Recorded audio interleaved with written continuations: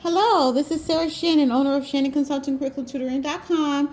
This is a audio video only on the story The Real Princess, which is created with Book Creator, written by myself, Sarah Shannon. You can also, if you want to do it that way, you can also log on to a website or either my website and find the story The Real Princess and or the link, and you can have the story read to you that way where you can see the visual pictures that go along with it and everything. This is just an auditory version of it as well for repetition. So if you have students to do it that way and then have them do it this way as well, it just gives them repetition and fluency with effective teaching strategy. So we're just going to sit back, listen to the story. It's called The Real Princess and is created with Book Creator by Sarah Shannon.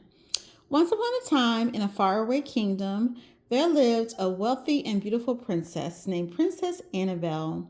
Princess Annabelle's kingdom was located off the shores of a large island called Heavenly and was full of palm trees, gentle breezes, and magnificent castles built right near the ocean.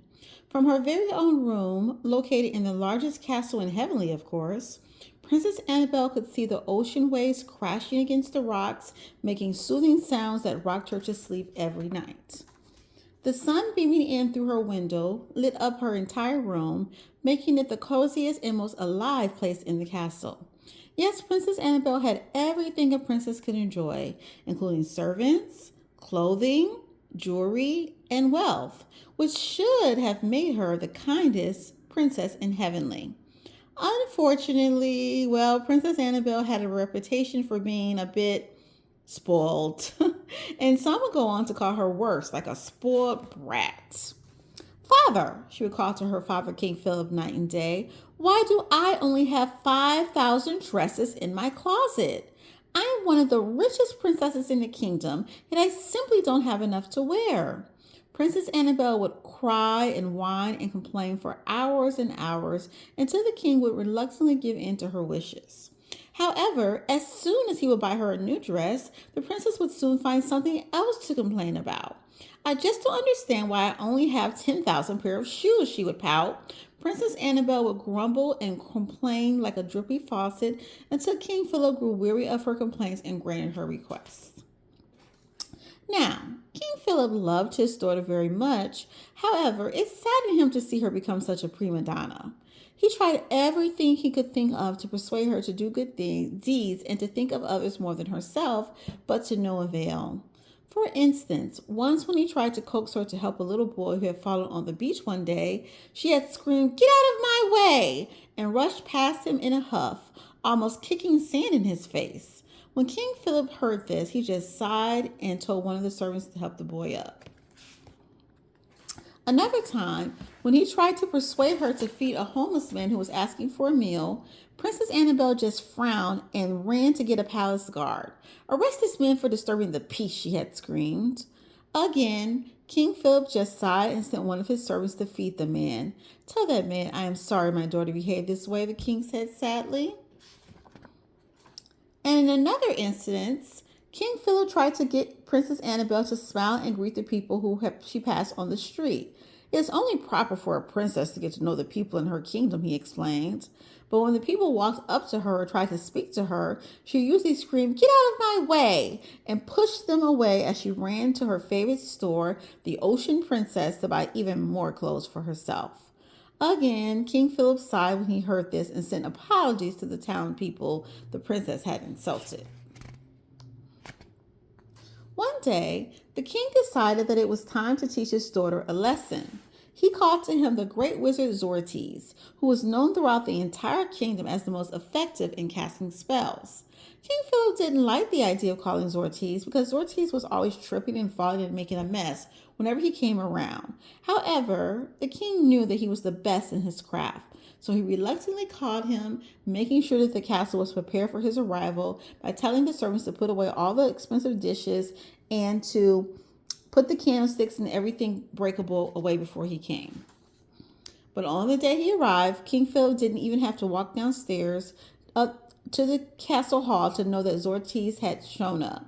When he heard a large crashing sound coming from downstairs, he sighed and rose to greet him. The king sighed impatiently and sat down. This is a very important matter I would like to speak to you about. I want you to cast a spell on the entire kingdom. I want everyone to forget that my daughter is a princess. The spell can only be broken when she realizes how blessed she is. Sorties looked at the king and grinned. As you wish, your majesty.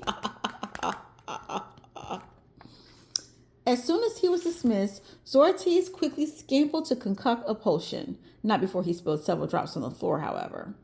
It's about time that princess got what she deserves, he laughed to himself.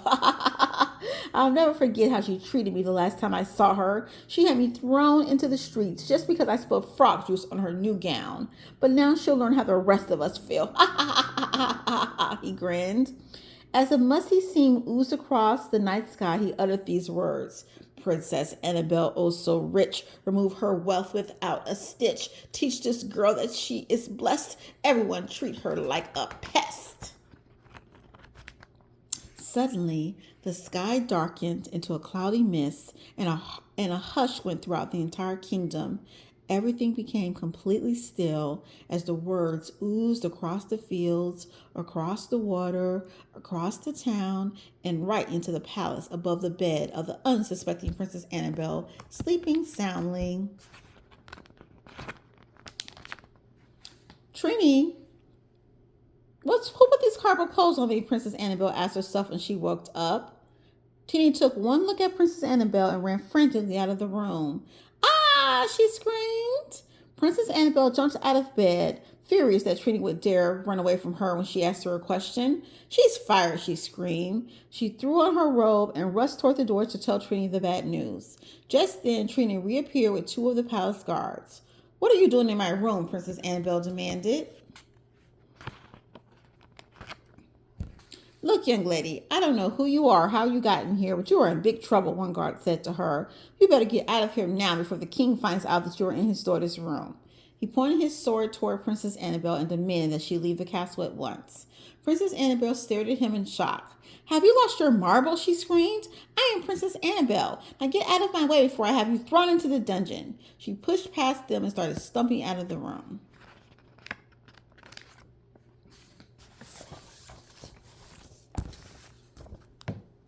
It was then that Princess Annabelle got the shock of her life. The guards quickly followed her, grabbed her legs and arms, and began lifting her up into the air.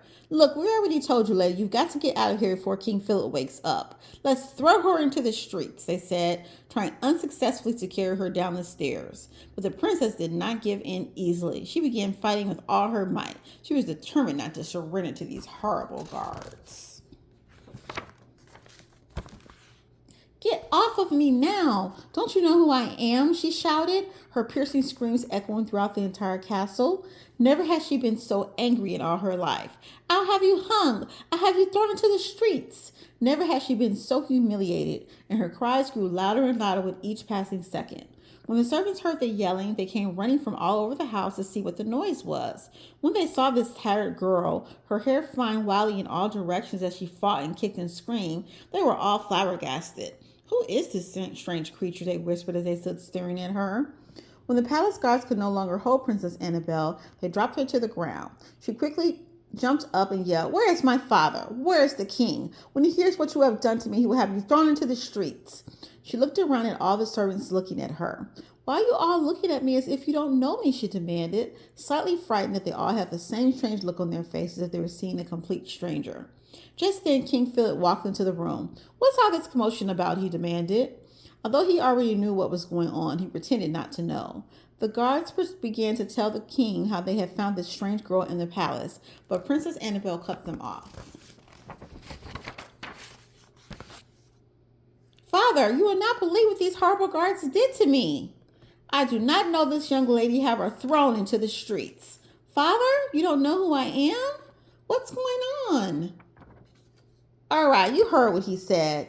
You've got to leave now," the guards screamed. They immediately braced themselves. They grabbed her arms, but this time Princess Annabelle didn't even resist. They threw her out on the streets, careful to slam the door in her face.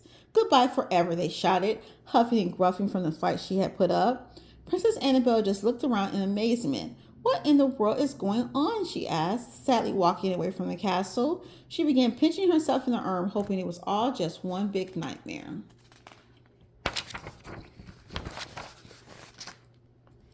As she walked toward town, trying to figure out what was going on and what to do, she realized that she was very hungry. Please, please, please give me something to eat, she asked several people. Most of them only ignored her or yelled mean things to her before rudely pushing her out of the way. Move it, one man yelled. Get a job, screamed another. Why do you people disturb the peace? Another protested.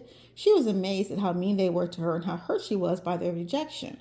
All she wanted was for anyone, to have pity on her and to give her a smile, but no one gave her a kind word. Things went on like this for hours until she finally almost fainted from hunger and thirst. I can't believe this is happening to me. She walked and sat down and began to cry.